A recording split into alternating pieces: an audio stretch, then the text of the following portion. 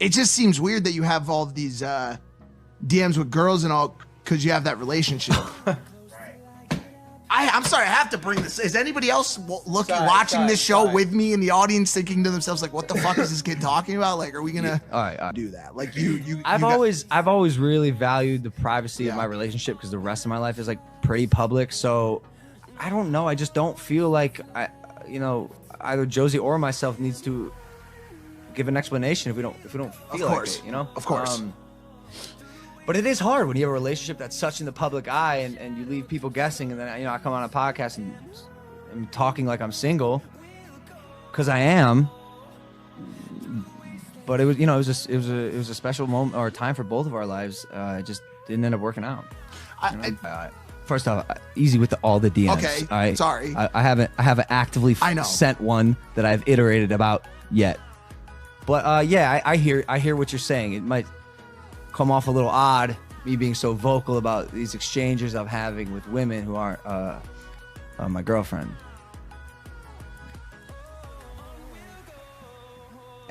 Ex-girlfriend. Yeah, I mean, I didn't really plan on. Yeah, I'm sorry, but also like, how are we gonna do that? You know what I'm saying? It's hard. We've had the conversation. Like, how do you tell the world that it's over? You sit down in front of the camera and then you like cry and you talk about it. You both watch your fucking shit. You both bite your tongues. But then as soon as you do it, you immediately get back together. Like immediately get back together and then go somewhere where there's gonna be paparazzi there. It wasn't my fucking intent, bro. And also my situation's slightly different because obviously we like share to the channel, and so I had to explain myself. I felt like you obviously don't have to. Quickly too, I also feel like whether it's this format or the video that I made, and obviously I've talked about this before, it being premature, I feel like it also does a job of protecting the parties involved who may go out and go to parties and hang out with exes or whatever from being attacked online. Do you understand what I'm saying? Of course. Okay, so it's either of us like are seen out with someone else just out at a party and the public thinks you're trifling. Yeah. And then you have to say like, no, that ended a while ago, and that retroactive explanation isn't super attractive.